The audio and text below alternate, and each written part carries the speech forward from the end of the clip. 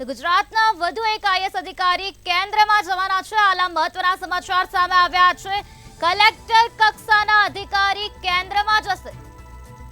કેન્દ્રીય મંત્રીના અંગત સચિવ તરીકે જાય તેવા સંકેત હાલ સામે આવી રહ્યા છે। મોટા જિલ્લાના એક કલેક્ટર કેન્દ્રમાં જઈ શકે છે તો થોડા સમયમાં જ સત્તાવાર હુકમ જાહેર થઈ જશે। ગુજરાતના વધુ એક આઈએસ અધિકારી હવે કેન્દ્રમાં જવાના છે।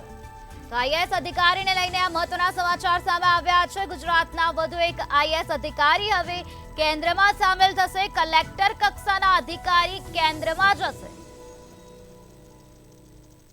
તો મોટા જિલ્લાના એક કલેક્ટર હવે કેન્દ્રમાં જઈ શકે છે તેવી શક્યતા હાલ વર્તાઈ રહી છે। કેન્દ્રીય મંત્રીના અંગત સચિવ તરીકે કેન્દ્રમાં જાય તેવા સંકેત હાલ જોવા મળી રહ્યા છે। તો આજ મુદ્દે વધુ માહિતી આપવા માટે આપણી સાથે સંવાદદાતા રવિ ભાવસાર જોડાઈ ગયા છે। જી રવિ, ગુજરાતના વધુ એક આઈએસ અધિકારી કેન્દ્રમાં જશે તેવી વાત હાલ સામે આવી છે, શું છે વધુ માહિતી?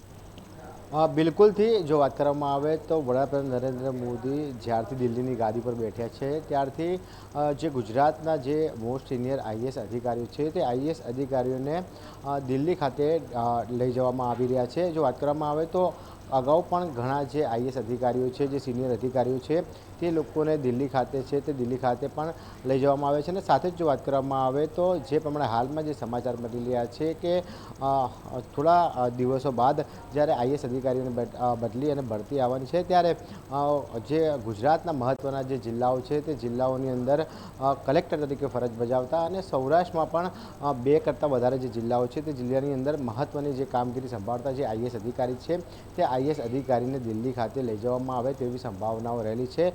જો વાત કરવામાં આવે તો કેન્દ્રીય મંત્રીના અંગત સચિવ તરીકે જે આઈએસ અધિકારી છે તે આઈએસ અધિકારીની જે પોસ્ટિંગ છે તે પોસ્ટિંગ આગામી દિવસોમાં દિલ્હી સરકાર દ્વારા કરવામાં આવે તેવી સંભાવનાઓ રહેલી છે। પરંતુ હાલમાં તો જે પ્રમાણે અટકળો ચાલી રહી છે કે જે આઈએસ અધિકારી છે તે આઈએસ અધિકારી જે કેન્દ્રીય મંત્રી છે તે કેન્દ્રીય મંત્રીના અંગત સચિવ તરીકે ફરજ બજાવશે અને સાથે જ જે અલગ અલગ વિભાગ છે તે વિભાગની અંદર પણ મોનિટરિંગ કરશે। એટલે કે કહી શકાય કે હવે ગુજરાતમાંથી વધુ એક આઈએસ અધિકારી છે તે દિલ્હી ખાતે જાય તેવી સંભાવનાઓ આગામી દિવસમાં રહેલી છે।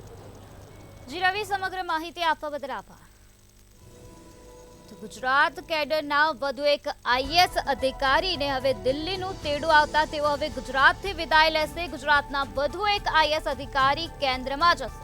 કલેક્ટર કક્ષાના અધિકારી કેન્દ્રમાં જશે તેવી શક્યતા હાલ વર્તાઈ રહી છે। તો કેન્દ્રીય મંત્રીના અંગત સચિવ તરીકે જાય તેવા સંકેતો હાલ જોવા મળી રહ્યા છે।